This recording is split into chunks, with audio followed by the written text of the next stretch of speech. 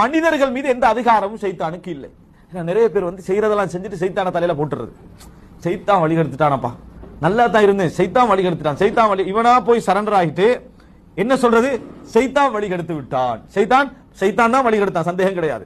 ஆனால் இவ்வளவு வேகமாக நீங்க சரண்டர் ஆகிற அளவுக்கு சைத்தானுடைய ஆற்றல்கள் உங்களை அதிகாரத்தில் திணிக்கிற அளவுக்கு அவன் அதிகாரம் என்னது இல்லை, அவனத்துல அந்த அதிகாரம் இல்லை. அது அல்லாஹ் தஆலா சொல்றான் பாருங்க, சூரா நஹல் 99 100வது வசனம் வரைக்கும். இன்னஹு லைஸ லஹு சுல்தானுன் அலல்லதீன ஆமனு வ அலா ரப்பிஹிம் யதவக்கலுன். ஈமான் கொண்டவர்கள் மீதோ இறைவன் மீது தவக்குல் வைக்கிறார்களே அவர்கள் மீதோ சைத்தானுக்கு எந்த அதிகாரமும் இல்லை.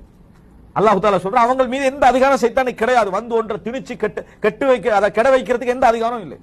சைத்தானுடைய இயல்பை நீங்க புரிஞ்சுக்கணும்னு சொன்னால், நல்லா வாழுகின்றவர்களை இழுத்து கொண்டு போய் வழிகேட்டில் போடுவதற்கோ கெட்டவனாக்குவதற்கோ எந்த அதிகாரம் சைத்தான்ட்ட இல்லை. அப்ப எப்படித்தான் போறோம்?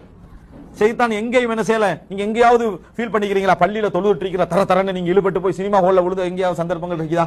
இல்ல. அதான் அதிகாரம் பண்றது.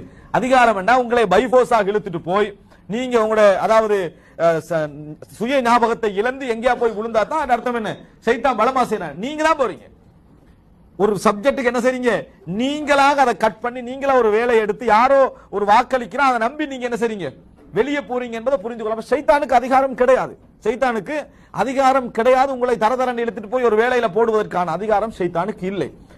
ஆனால் முழுமையாக இல்லையான்னு கேட்டால் இல்ல, இருக்குது. எப்படி உண்டாகும்டா, நீங்களா சரண்டர் ஆகினா உண்டாகும், நீங்களா சரண்டர் ஆகினா உண்டாகும்.